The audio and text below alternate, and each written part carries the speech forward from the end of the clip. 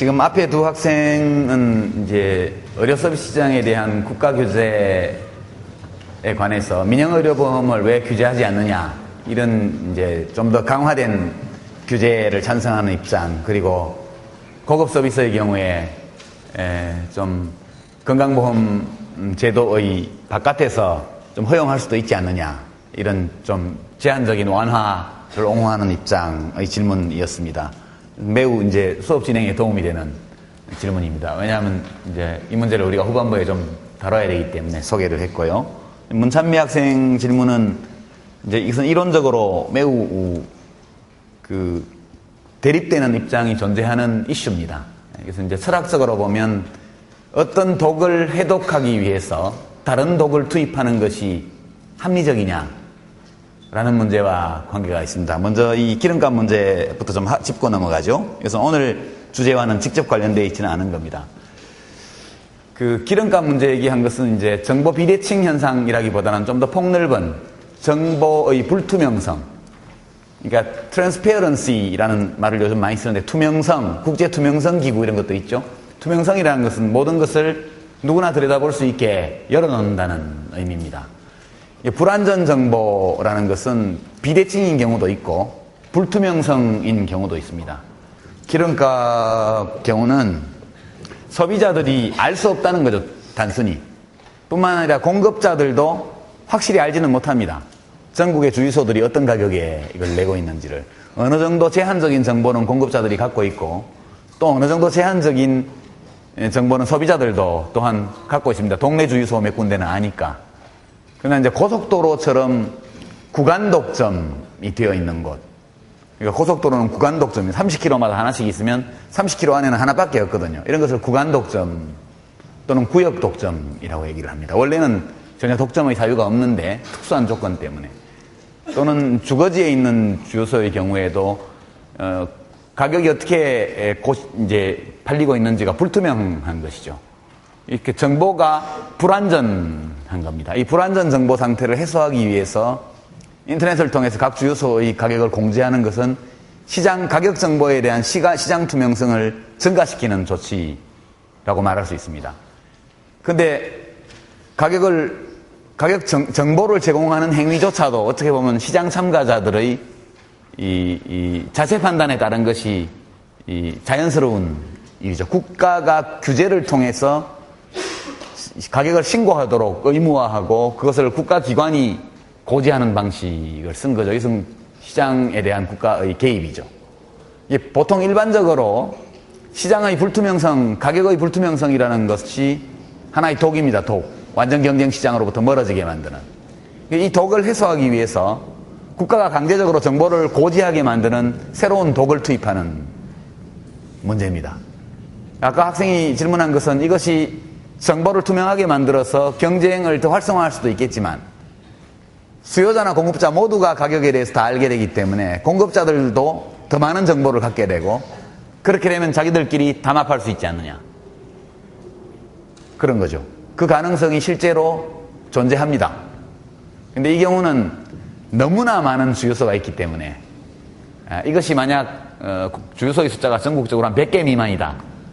그럼 아마 회원 명단 주소록에 다 넣어놓고 이메일로 한 큐 누르거나 아니면 그냥 문자 메시지로 쏘면 금방 될 거예요, 아마. 그러나 전국적으로 너무나 많은 수의 주유소가 있기 때문에 우리 경우에는 담합이 형성될 가능성은 좀 낮다. 그렇게 봐서 정부에서 그런 조처를 한 걸로 저는 이해를 합니다. 그러나 어쨌건 이 아까 6가지 조건을 완전 경쟁 시장에 성립시키는 6가지 조건을 들었는데 그 중에 1개 혹은 2개의 조건이 충족되지 않는 어떤 시장에서 그 독을 해소하기 위해서 국가가 어떤 법적 규제를 통해서 개입하는 일종의 대항독, 해독용 독을 투입하는 이런 정책이 합리성이 있느냐에 대해서는 그래서 매우 높은 수준의 경제학 이론 영역에서 다루어지고 있는 중대한 이슈입니다. 그리고 경제정책의 많은 영역에서 이런 질문이 제기될 수 있거든요.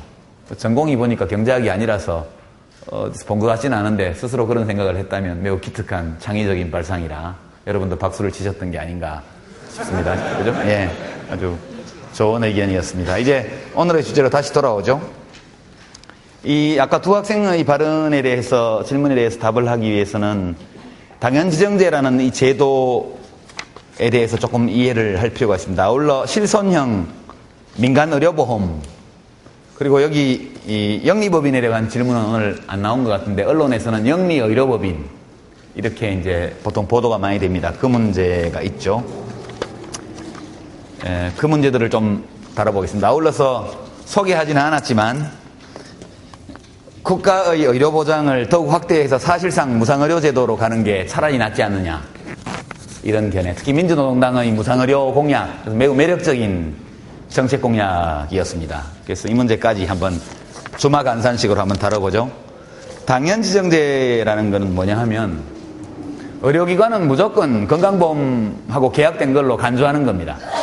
그러니까 우리나라 의료법은 이게 한 37년쯤 전에 만들어진 법인데 한 번도 전면적인 개정을 하지 않은 채 이렇게 왔습니다. 부분 수정을 하면서. 그 당시는 의사 숫자가 매우 부족하고 의료기관이 아주 부족하고 국민들의 위생 상태가 아주 좋지 않던 시대에 의료법이 만들어졌습니다.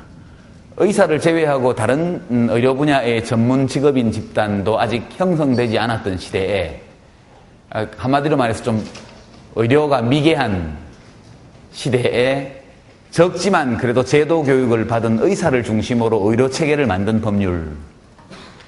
그리고 이제 1977년도에 최초의 의료보험이 도입됩니다. 당시 이 보사부 장관은 신현확이라는 분인데요. 박정희 대통령 시절에 국무총리를 오래 했던 TK 출신의 아주 대부라고, TK 대부라고 일컬어지던 직업관료인데요. 그분에 대한 판단은 박정희 대통령에 대한 평가가 엇갈리는 것처럼 신현확 씨에 대한 판단도 많이 다릅니다, 사람들이. 그분은 몇 년 전에 세상을 떠나셨죠.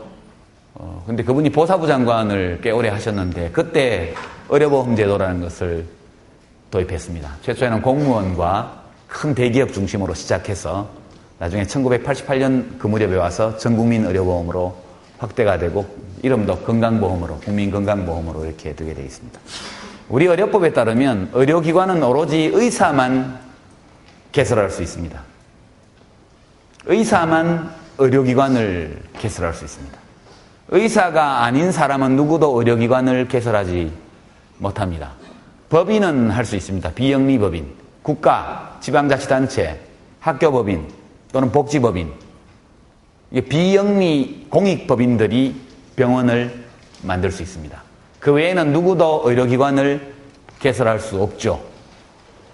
이제 이 조항을 폐지하면 의료인만이 의료기관을 개설할 수 있다, 이렇게 되어 있습니다. 의료법에. 그때 의료인이라는 것은 의사를 말하는 겁니다. 그리고 의료인은 의료기관을 한 개만 개설할 수 있다, 이렇게 되어 있습니다. 한 개만. 의사 선생님이 병원을 2개 못 열어요, 우리나라에. 아무리 실력 있는 의사 선생님도. 만약 우리가 의료인만이 의료기관을 개설할 수 있다는 조항을 폐지해버리면 영리의료법인을 허용하는 게 되죠. 주식회사 병원. 어떤 사람들이 야 우리 병원 하나 세우자. 니 투자해 이래갖고 돈을 한 1,000억 원 모아가지고 병원 하나 지으면 되는 거죠. 지어놓고 원장 영입하고, 그죠? 전문 경영인으로 원장 영입하고 밑에 의사들 고용하고 간호사 고용하고 병원이 되는 겁니다. 이게 영리의료법인 허용 문제입니다. 의료법에 단 한 줄을 삭제하면 곧바로 영리의료법인이 열리게 되어 있습니다. 지금 제주도에 지난번에 말썽이 났던 그겁니다. 이것이 이제 법률적인 측면에서 본 영리의료법인 문제고요. 말하자면 주식회사 형태로 병원이 생기는 거죠. 이렇게 해서 대한민국 땅에서 설립 허가를 받은 모든 의료기관, 병의원까지 포함해서 여기는 건강보험공단과 자동으로 계약관계가 성립된 것으로 간주합니다. 이것이 당연지정제가 되겠습니다. 그러니까 쟁점이 영리의료법인 허용, 그 다음에 당연지정제. 당연지정제는 당연히 지정된 겁니다. 당연히 지정됐으니까 이게 두 측면이 있는데, 온 국민이 다 건강보험 가입자죠? 그죠? 그러니까 병원에 오는 모든 환자는 다 국민건강보험 가입자입니다. 그러니까 모든 병의원들은 이 국민건강보험 가입자들을 진료하고 그 진료비를 국민건강보험공단에 청구할 수 있다. 이게 당연지정제입니다. 동시에 어느 병원도 국민건강보험 가입자가 보험급여의 규칙에 따라서 진료를 요구했을 때 그 환자를 거절할 수 없다는 겁니다. 굉장히 좋은 제도입니다. 몸 아픈 사람이 어느 병원에 가든 거절 못해요. 거절하면 의료법 위반으로 처벌을 받습니다. 이게 당연지정제고요. 그 다음에 이제 우리나라의 건강보험의 보장률, 건강보험 보장률이라는 것은 총진료비 중에서 분모는 총진료비, 분자는 건강보험의 급여액입니다. 국민들이 병을 치료하는 데 쓴 돈을 다 합친 걸 분모에 넣고 분자에다가 건강보험에서 지급한 돈의 액수를 분자에 넣으면 이것이 건강보험의 보장률입니다. 이게 우리나라에서는 대개 약 60% 수준에 있습니다. 이게 지금 참 문제인데요. 분모에 들어가는 총진료비가 어디서 어디까지냐, 이거에 대해서 학자들 사이에 이견이 있습니다. 통계상 다 파악되지 않는 요소도 많이 있습니다. 그래서 분모에서 뭘 막 빼면 보장률이 올라가죠. 그죠? 그래서 어떤 기준에 따르면 한 70% 되기도 하고요. 어떤 기준에 따르면 50%밖에 안 됩니다. 국가 공식 통계로는 약 60% 좀 넘는 수준의 보장률을 보이고 있다. 이 정도로 보면 될 것 같습니다. 뭐 65%, 66%까지 통계가 나와 있는데 약간 좀 거품이 있어서 저는 개인적으로 약 60%대 약 3분의 2 정도에 가까운 보장률을 보이고 있다. 이렇게. 이 보장률이 100%가 되면 완전 무상의료가 됩니다. 보장률이 0%가 되면 그건 보험이 없는 상태가 되는 거죠. 보장률은 0에서 100% 사이에 있습니다. 이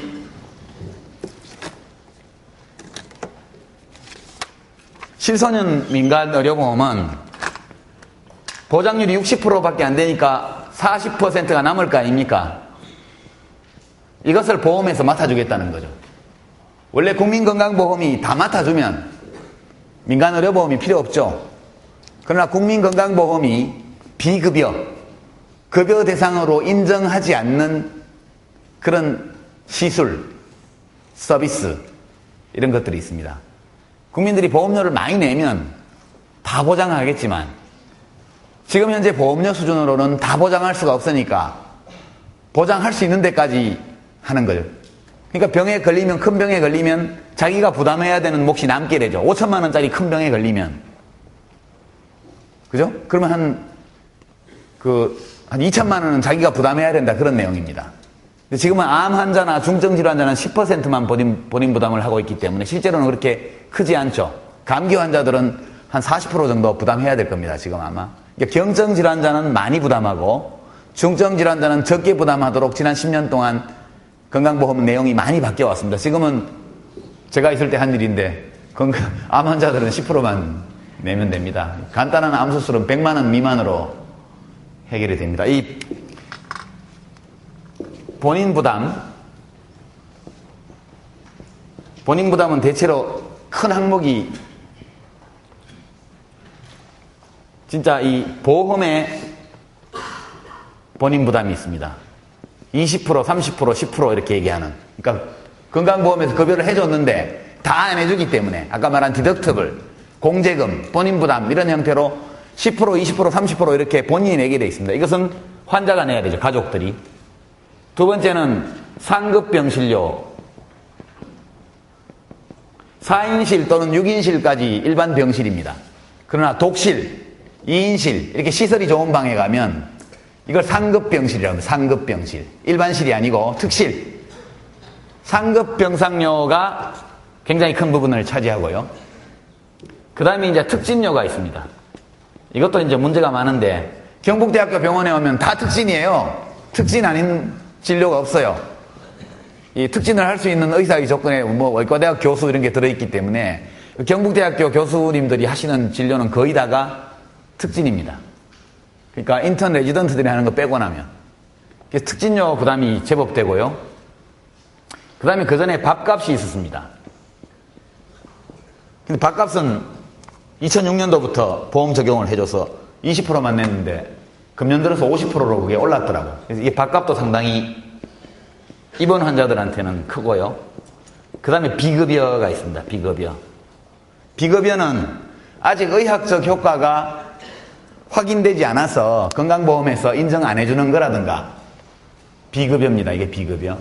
또는 효과는 있는데 너무 비싼 치료 방법이라서 보험이 감당을 할 수가 없다. 예컨대 재작년까지만 해도 MRI, PET 아시죠? 그게 어떤 기계인지 무슨 몇만 볼트의 무슨 몇십만 볼트의 전기를 전류를 돌려가지고 자기장을 발생시킨 다음에 그걸로 이제 뇌속을 자기 공명 촬영하는 이런 겁니다. PET 또는 PET하고 그 MRI는 좀 다른 장비입니다. 둘 다 굉장히 비싼 장비죠. 두 개를 연결해가지고 PET MRI라는 사진도 찍습니다. 그렇게 하면 우리 뇌속이 3차원 영상으로 나타납니다. 무지하게 비싼 장비인데요. 이거 안 해줬거든요. 그러다가 이제 암, 척추 질환 등등 그런 정밀 조사를 요하는 중증 질환에 한해서는 이것도 2006년도부터 보험급여를 시작했습니다. 임산부들의 초음파 검사 이것도 보험을 못 해줬죠. 근데 이제 횟수 제한을 해가지고 아마 작년부터인가 임산부 초음파 검사도 이제 건강보험에서 맡아줘. 이렇게 야금야금 넓혀지기는 하는데 신기술이 계속 나오기 때문에 보험이 그걸 못 따라갑니다. 그리고 이제 고급 서비스. 예컨대 전담 간호사를 붙인다든가 이런 거 있죠. 그런 것도 보험에서 못 해줍니다. 그러니까 그런 비급여 이게 다 합쳐가지고 전체 진료비 중에서 약 40%를 차지하는 것이죠. 이것도 다 손실이니까 우리 민영의료보험에서 이걸 맡아주겠다. 이래서 계약하는 게 현재의 민영의료보험입니다. 그래서 문제가 되는 것은 이거 좋다 이거예요. 이것도 좋아요. 밥값도 괜찮습니다. 비급여도 괜찮아요. 근데 본인 부담까지 다 해주겠다. 이게 실손형 민영의료보험입니다. 실손형. 실손형이라는 것은 실제 손해가 난 것을 다 물어준다. 그런 뜻이에요. 만약 이렇게 되면 실손형 의료보험에 가입한 사람은 본인 부담이 하나도 없는 거죠. 무상의료를 실현하는 게 됩니다. 이게 실손형 민영의료보험입니다. 그리고 이제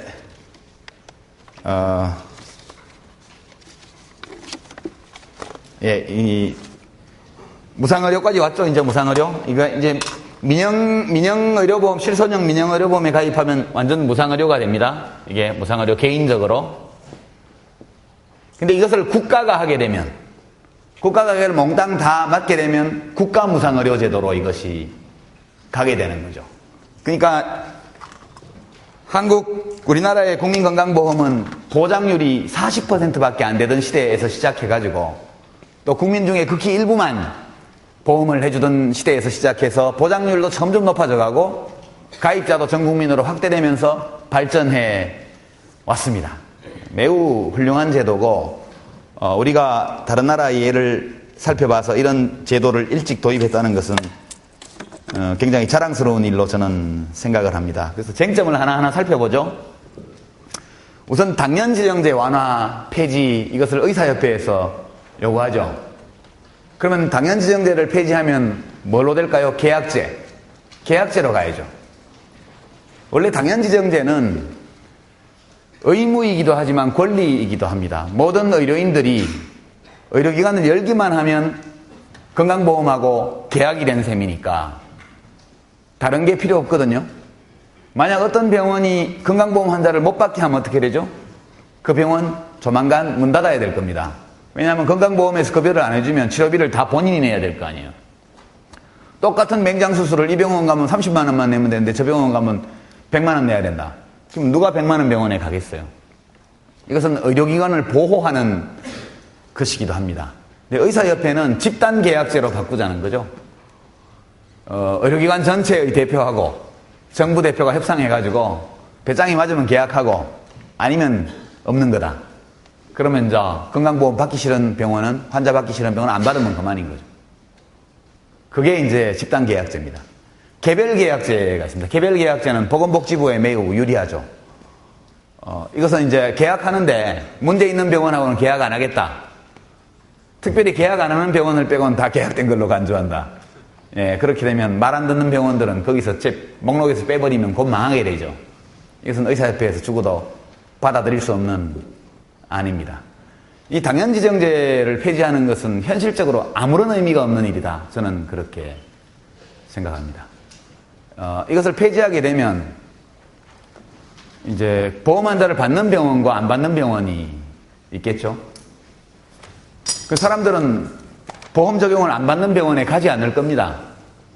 그럼에도 불구하고 살 수 있는 병원은 안 받아도 살 수 있는 병원이죠. 지금도. 지금 성형외과 병원의 90% 가까이가 1년 내 건보공단에 돈을 한 푼도 청구 안 합니다. 성형수술은 미용 성형은 보험급여 대상이 아니기 때문에 어차피 미용 성형을 주업으로 하는 병원들은 건보공단에 당연 지정이 돼 있지만 거기는 재활 성형을 하는 환자들이 오지 않기 때문에 건보공단이 한 푼도 돈을 줄 이유도 없고 청구할 이유도 없습니다. 치과 중에 3분의 1 이상이 1년 동안 건강보험에 한 푼도 청구하지 않습니다.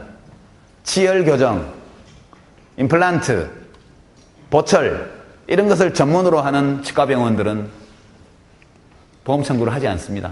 거기는 일반 치과 환자들이 갈 수 없는 곳에 있죠. 신라호텔 4층이라든가 뭐 이런 데. 예. 뭐 어차피 우리네하고는 별로 관계가 없는 병원입니다. 근데 지금도 하나도 불편하지 않아요. 근데 다만 지금은 어떤 환자가 그런 치과병원에 와가지고 아주 유명한 치과병원, 엄청나게 비싼 와가지고 그냥 충치 있는데 치료해줘요 이러면 의사 선생님도 난감합니다. 그 진료 시간에 고급 환자를 진료하면 10배의 수입을 올리는데 보험 환자가 오면 고달프잖아요. 거절하면 고발당하죠. 의사 면허가 정지되거나 취소될 수 있습니다. 귀찮죠? 없는 게 낫죠. 편안하게.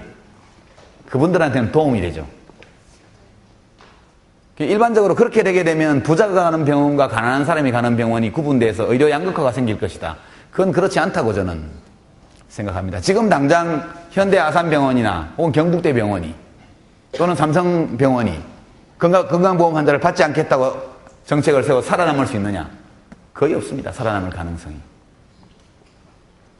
왜냐하면 그 못지않게 좋은 시술을 제공하는 병원들이 많이 있기 때문에. 그래서 이 당연지정제를 폐지한다는 것은 국민 누구에게도 아무런 실익이 없고 또 의사와 병원들에게도 실제 실익이 거의 없는 일입니다. 다만 이념적으로는 의미가 있죠. 현행 의료제도를 사회주의 의료제도로 규정하고 시장 원리를 의료 서비스 시장에 전면적으로 도입하자. 이러면 의사 선생님들은 아주 살판이 나죠. 이 대한민국이 의료천국, 의사천국, 환자지옥, 의사천국, 환자지옥이 될 겁니다. 그 문제는 그렇게 보시면 돼서 어느 장관도 대한민국의 장관도 이것을 감히 하겠다고 나서는 것이 불가능할 것이다. 저는 그렇게 보고 있습니다. 이걸 풀게 되면 아무런 국민적 국가적 실익 없이 어마어마한 이념 논쟁을 불러일으켜서 정권이 무너지고 나라가 흔들릴 것이다. 적어도 이것이 어떤 내용인지를 그 실체를 알고 있는 사람이라면 누구도 당연지정제 폐지 문제를 거론하지 않을 것이다. 저는 그렇게 판단을 하고 있습니다. 그 다음에 이제 영리의료법인 문제가 있죠. 영리의료법인. 영리의료법인 문제도 굉장히 시끄러운데 사실 시끄러울 것이 거의 없는 문제라고 저는 보고 있습니다. 왜냐하면 영리의료법인은 주식회사죠.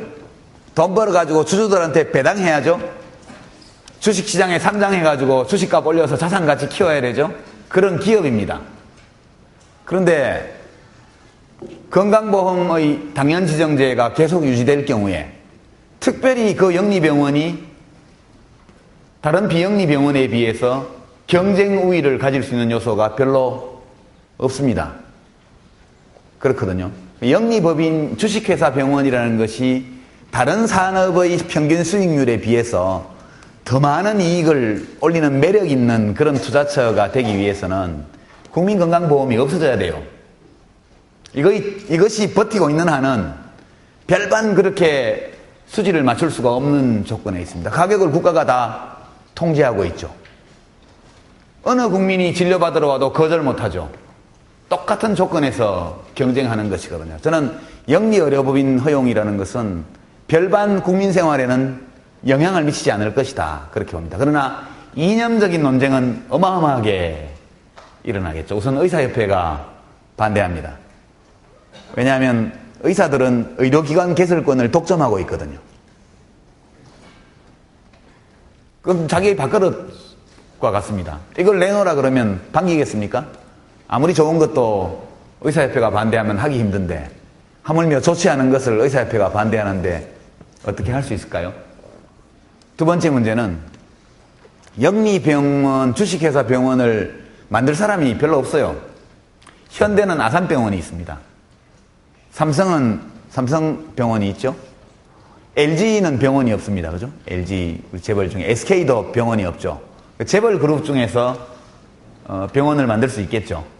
SK나 LG 뭐 그 정도 되지 않겠습니까? 근데 단기간 내에 삼성병원이나 현대 아산병원을 누를 만한 시설과 의료진을 확보하기가 쉽지 않아요. 기존의 공급자들은 대학을 끼고 있죠. 삼성병원은 성균관대학교, 현대 아산병원도 어디하고 컨소시엄이 돼 있을 겁니다, 아마. 어디? 예, 하여튼 뭐 다 돼 있습니다. 예. 그 대학병원들은 의과대학을 다 가지고 있죠. 그래서 경쟁 우위를 신기로 뛰어들어가지고 어떤 재벌 기업이 단숨에 확보한다는 건 결코 쉽지 않다. 수천억이 들어가는 투자이기 때문에. 세 번째 문제는 기존의 영리법인, 비영리의료법인이 영리법인으로 전환하는 것이 불가능합니다. 왜냐하면 기존의 비영리법인들은 많은 세제 혜택을 받으면서 기부를 받고 이렇게 해서 지금 자산을 형성을 해놨는데 그 소유권이 누구에게 있는지를 특정하기가 매우 어렵습니다. 법률적으로 엄청난 분쟁이 일어날 겁니다. 제가 장관으로 있을 때 시장조사를 다 해봤거든요. 법률 검토도 다 해보고. 그래서 이 얘기를 제가 장관할 때 영리의료법인 허용 문제를 검토했습니다. 이렇게 얘기를 했더니 봐라, 참여정부도 그걸 하려고 그랬다. 이렇게. 아니 그게 아니죠. 왜냐하면 영리법인을 허용해달라는 요구가 있기 때문에 그 요구가 어떤 사람들에게 제기되어서 주로 경제부처 쪽을 통해서 정부 안으로 제기됐단 말이죠, 문제가. 그러면 계속 어느 한쪽에서 영리의료법인을 허용하면 국가적으로 좋다 이렇게 주장하는 게 있으니까 그게 맞는지 안 맞는지 검토를 해야 될 거 아니에요. 그래서 제가 영리의료법인 문제를 검토한 겁니다. 그랬더니 뭐 지난 정권 때 하려고 했던 거 우리가 하는 거다. 이렇게 지금 정부 맡은 분들이 말씀하신다든가, 또는 뭐 이제 민주노동당이나 이런 진보 진영에 계신 분들은 저 봐라, 역시 노무현이도 이명박이하고 똑같잖아. 그게 어떻게 같아요? 검토해 보니까 실익도 없고 국민에게 도움도 안 되고 시끄럽기만 하고 말짱 손해날 일만 많으니까 하지 말자, 이거 해봐야 소용없다. 그래 대통령한테 보고 드려서 안 하기로 한 거거든요. 검토해 본 결과 국가적으로 바람직하지 않아서 우리는 안 하기로 했다. 그게 검토의 결과입니다. 실컷 어디 인터뷰했더니 저희가 그걸 검토했습니다. 이것만 딱 나오고, 그 검토해본 결과 아무런 실익이 없어서 안 하기로 했습니다. 이건 안 나오더라고요. 그래 놓고 참여정부 설거지론에 대해 소개만 하고 끝나던데, 이건 참 문제가 많죠. 안 하기로 한 겁니다. 그리고 이제 체인병원, 네트워크 병원 이런 게 있습니다. 예를 들어 치과 같으면 뭐 예치과, 척추 같으면 우리들 병원, 또 피부과 같으면 고운세상 피부과, 제가 거의 전문가입니다. 제가 원장님들 다 만나봤고, 원장님 이 법 만들면 주식회사로 할래요? 아니래요. 그냥 체인병원, 네트워크 병원은 경쟁력이 있거든요. 자재도 공동 구입하고, 브랜드 마케팅도 공동으로 하고, 인력 조달도 공동으로 하고, 굉장히 그 프랜차이즈 병원이나 이 체인 병원의 장점이 있습니다. 그리고 집중 진료실, 고가 장비가 요구되는 이런 것들은 같이 이용하고, 시장에서 나타나는 현상입니다. 이분들은 그냥 그 병원을 합법적으로 할 수 있으면 좋겠대요. 근데 의사는 의료기관 한 개밖에 못 여니까 아무리 유능한 의사가 체인병원을 만들어도 자기 이름으로 할 수가 없잖아요. 그러니까 딴 사람 이름으로 병원을 내놓고 민법상 계약을 해가지고 소유권을 옮겨놨단 말이에요. 명의신탁처럼. 그러니까 회계 처리나 이런 것이 잘 될 리가 만무하죠. 국세청에서 나오면 걸릴까봐 불안해요. 이런 게 바로 반기업적인 거 아닙니까? 그래서 참여정부는 친기업적 정부니까 사실 그랬거든요. 기업을 그렇게 안 괴롭힌 정부는 달리 없었어요. 이런 거 열어주자, 이런 거는 국민민복에 도움되는 거니까 열어주자. 그리고 영리의료법인 안 하더라도 비영리법인들이 얼마든지 해외 부자 환자들을 유치해서 돈 벌 수 있게 해주자. 왜 나쁘냐? 특실 만들고 관광하고 연계하고 이렇게 해서 제주도에도 하고 뭐 서울에도 하고 하자. 그 대신 그렇게 해서 돈 많이 벌면 없는 사람들 공짜로 진료 좀 많이 해주고 수가 올려달라고 맨날 복지부 장관 욕하고 그러지 말고 좀 살살합시다. 이래 해가지고 그거 다 해주기로 한 거거든요. 하여튼 뭐 그런 문제입니다. 영리의료법인은 이념 논쟁만 굉장히 크게 터뜨릴 뿐이지 실제로 나타날 영리의료법인도 많지 않고 기존의 영리의료법인은 비영리의료법인이 영리법인으로 전환할 수 없고 그 다음에 영리의료법인으로 전환하리라고 사람들이 보통 이야기하는 체인병원이나 네트워크 병원들이 원하는 것은 그게 아니다. 그걸 허용하지 않고도 고급 서비스 발전시킬 수 있고 해외 환자 유치해서 국부 정진에 기여할 수 있다.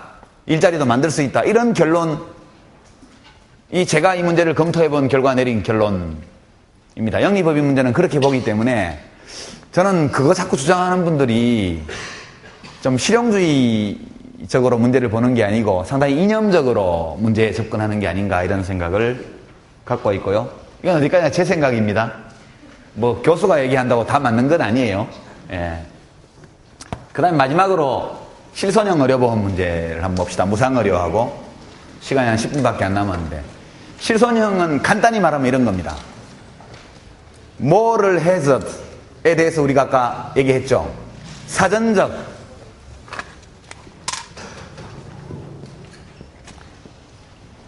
엑스안테 사전적인 moral hazard가 있고 엑스포스트 moral hazard가 있습니다. 이 두 개를 다 예방하는 게 좋아요. 이것은 개인의 차원에서는 매우 합리적인 행동이지만 공동선을 해치거든요. 합리적 개인의 이기적 행동이 늘 공동선을 진작하는 것이 아니라 공동선을 해치게 되어 있습니다. 그래서 이것을 막기 위해서 본인 부담이 있는 겁니다. 본인 부담.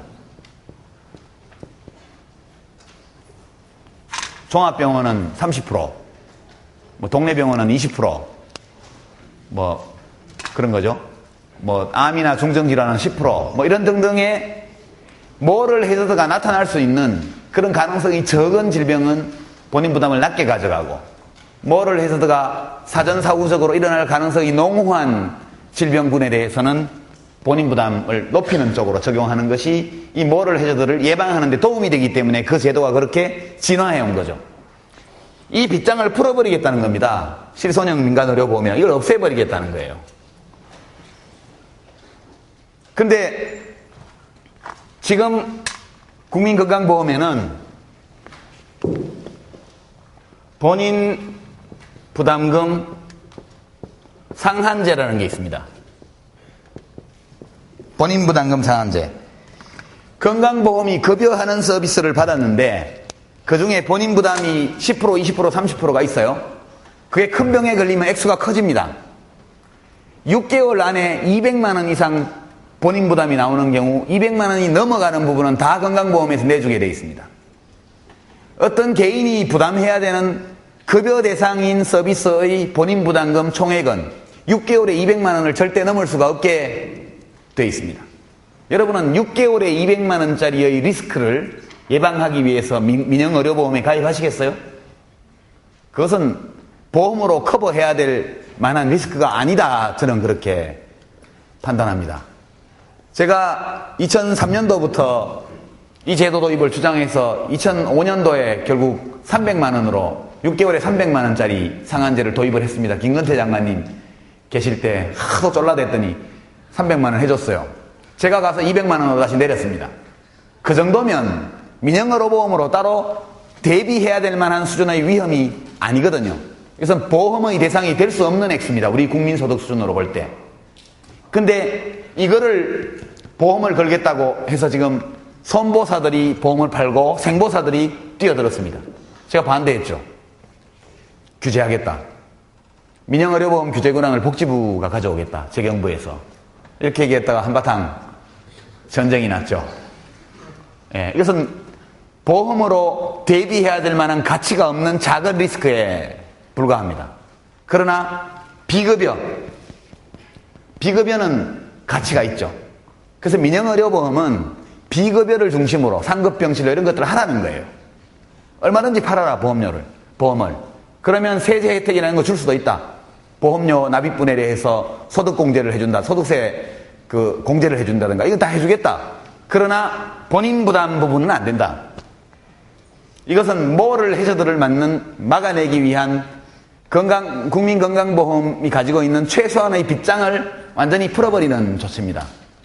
그래서 이제 이 민영의료보험 같은 경우 함부로 풀게 되면 굉장히 큰 부작용이 생긴다. 예를 들어 볼까요? 여기 19세 미만 없죠? 예, 19세 미만이 없고 모두 성인으로 알고 제가 예를 들겠습니다. 2006년도에 어느 날 보고를 받아보니까 여성들이 병원에를 많이 갔어요. 요실금이 뭔지 아시죠, 여러분?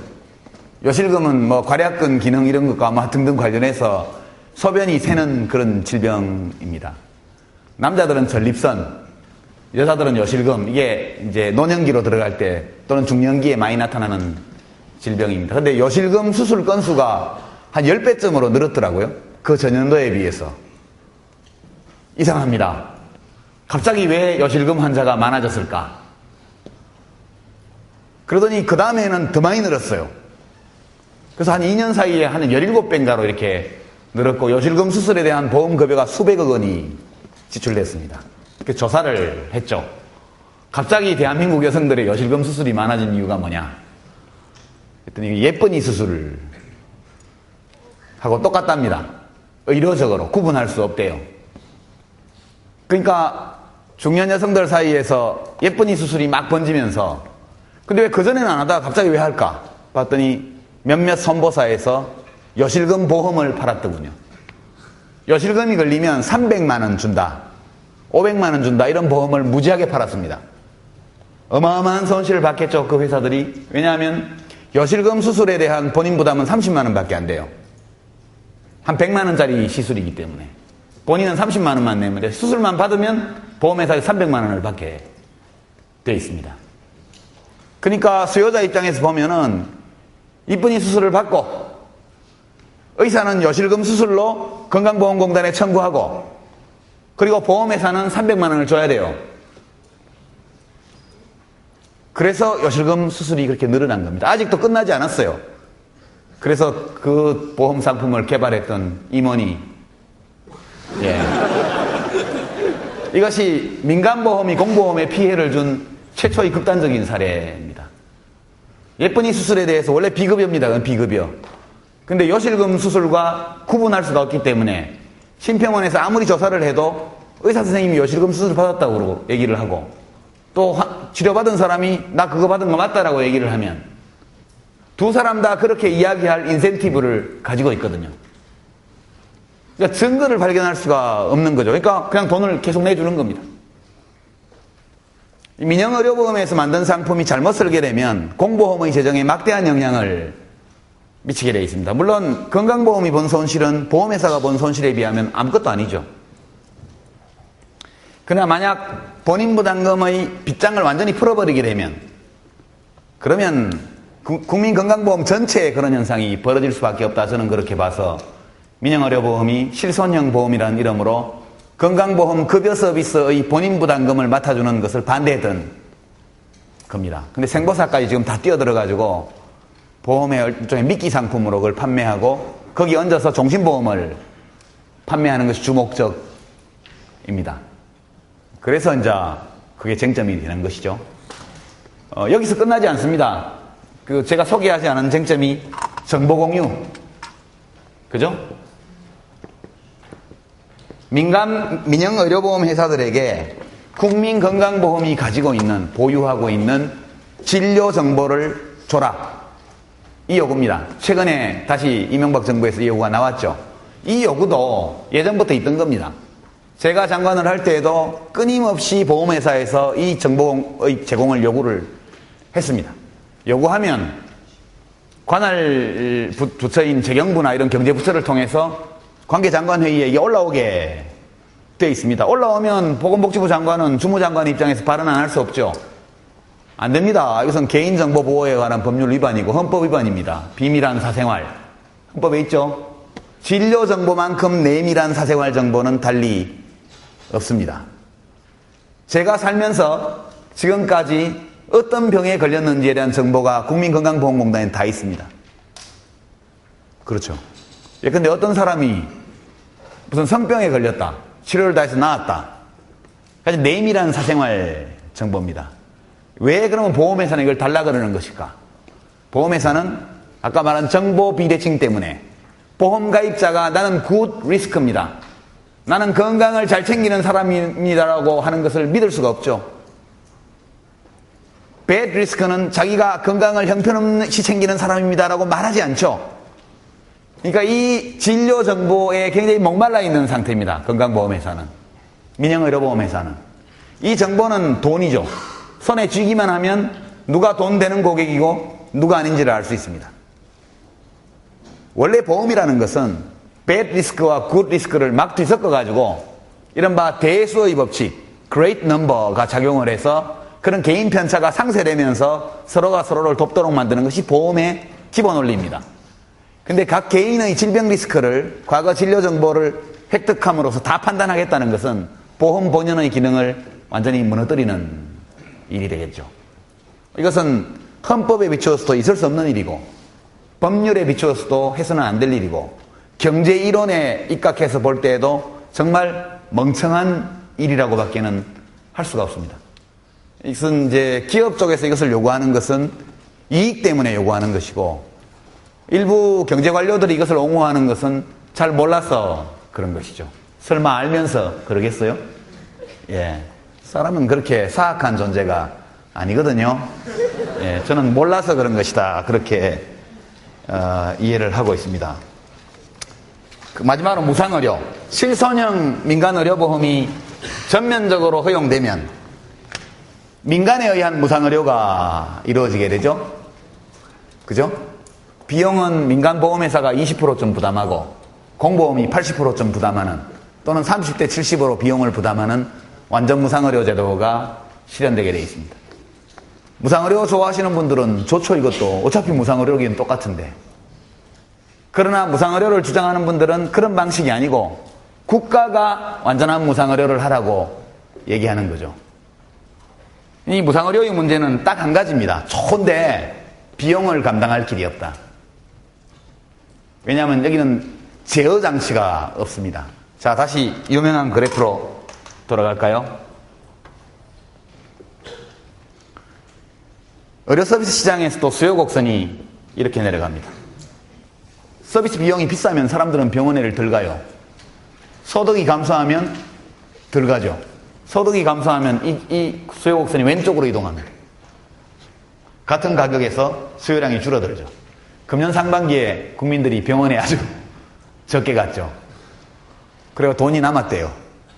제가 있을 때 적자 날까봐 전전긍긍하면서 했는데 금년도에 하도 경기가 나빠서 국민들이 병원에를 덜 가가지고 보험 지급 증가율이 3% 증가에 그치는 바람에 보험료는 한 6, 7% 인상됐고 그래서 조 단위의 흑자를 봤다. 이런 기쁜 소식이 이게 의료 서비스에 대한 수요 곡선입니다. 이게 가격이고 여러분도 이제 경제학자가 됐죠. 이건 누구나 다 그릴 수 있습니다. 이게 공급 곡선입니다.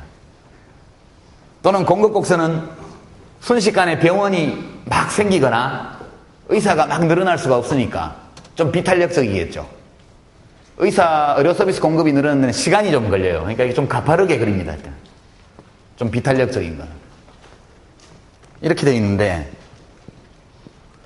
현재 이런 정도의 가격에 이런 정도의 진료량을 국민들이 소비하고 있다. 이렇게 가정합시다.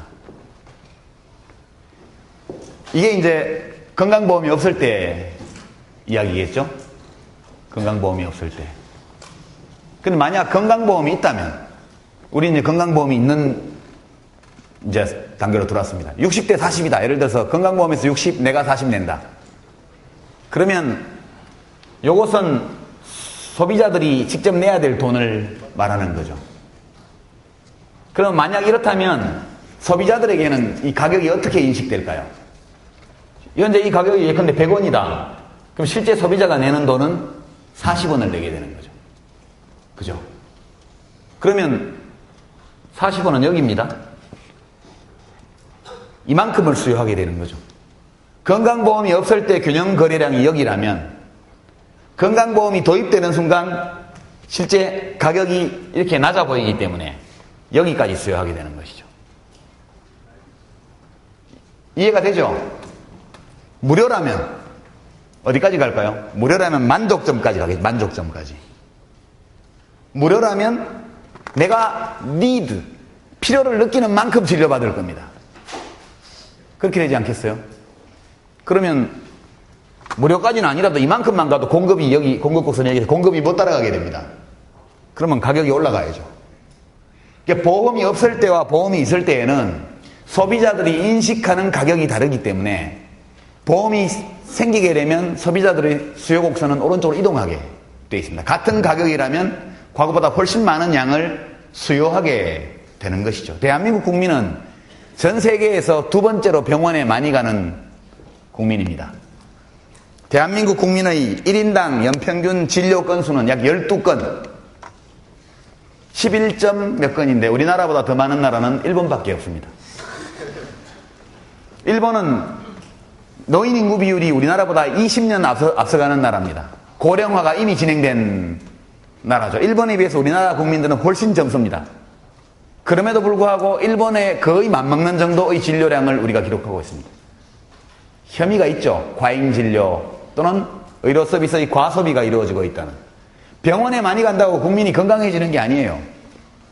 병원 많이 가는 건수로 치면 대한민국 국민은 전 세계에서 두 번째로 건강하지 못한 국민이 되는 거죠. 의료 서비스도 적정량이 있습니다. 옛날 제가 민주노동당을 비난하려는 게 아니고 무상의료 이렇게 얘기를 하는데 우리 지금 건강보험 재정이 약 25조 원 내외 됩니다. 건강보험 재정이. 그럼 그게 60%면 다 합치면 한 40몇 조 정도가 국민의료비겠죠? 그렇습니다.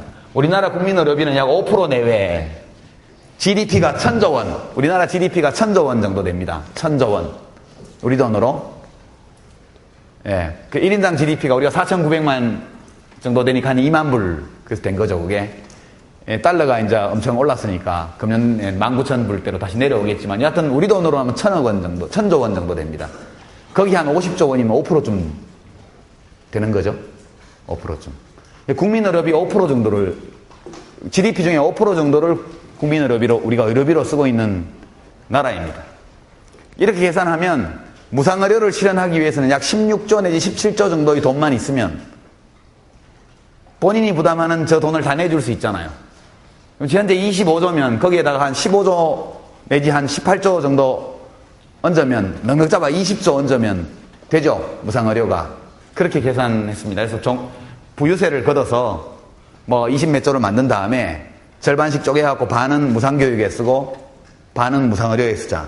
무상교육은 됩니다. 무상교육은 학교를 하루에 2번 갈 수는 없잖아요. 예, 무상교육은 교육이 무료라고 해가지고 사람들이 더 많이 시키지 않아요. 지금도 다 어차피 학교 다니니까 소비량이 한계에 이미 와 있는 시장입니다. 의료 서비스는 가격의 변화에 따라서 수요량이 엄청나게 변화하는 그런 시장입니다. 그러니까 그 계산은 50조를 걷어서 예를 들어서 25조를 무상교육으로, 이건 오케이. 25조를 무상의료로, 이건 안 돼.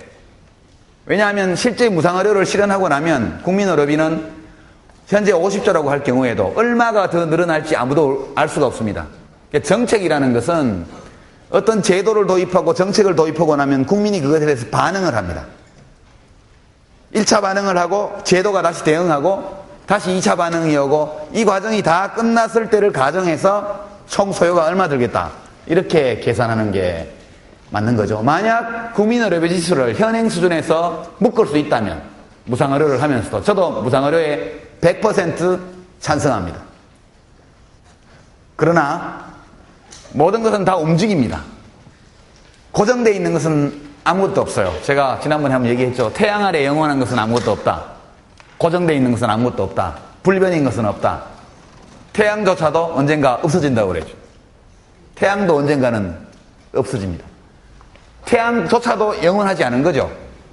어떤 정책을 도입할 때는 그 정책이 국민들 속에서 일으키게 될 행동이 어떤 것인가를 봐야 합니다.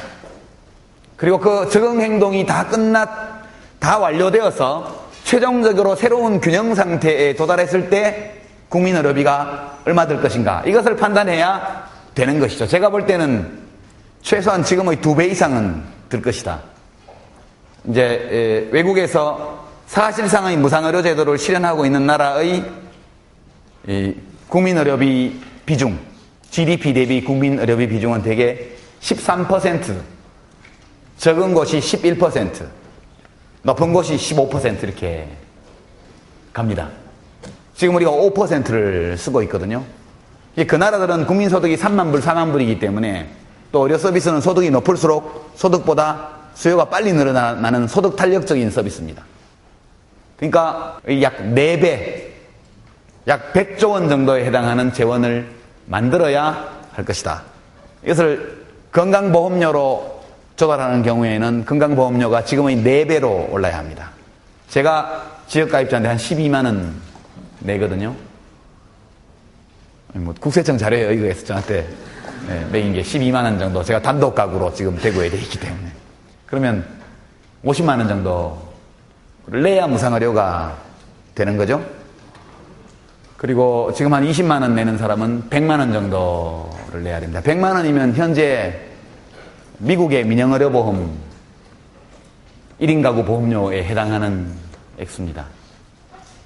그리고 그 정도면 되게 지금 독일이 한 14%, 13점 몇 프로 이렇게 될 텐데 되게 그 정도에 육박하는 정도의 소득 대비 비중을 차지하게 되어 있습니다. 그래서 이 정책이랑은 그래요. 이데올로기는 쉽습니다. 꿈을 머릿속에 넣고 그림을 그리면 목표가 나와요. 그런 것들 이야기하는 쉽습니다. 그러나 그 목표에 도달하기 위해서 늘 이기적으로 생각하고 이기적으로 행동하는 4,900만의 국민이 이 제도에 대해서 어떻게 대응할 것인가, 여기까지 감안하지 않으면 구체적인 정책이 안 나오는 것이죠.